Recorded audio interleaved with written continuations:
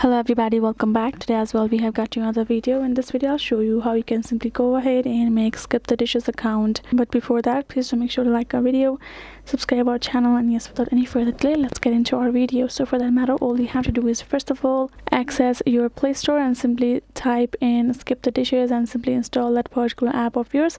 Once you're done, all you have to do is simply open it up, right? Or you can also choose to do it from your browser. Simply go ahead, go to browser, type in skipthedishes.com on top and get into the official website.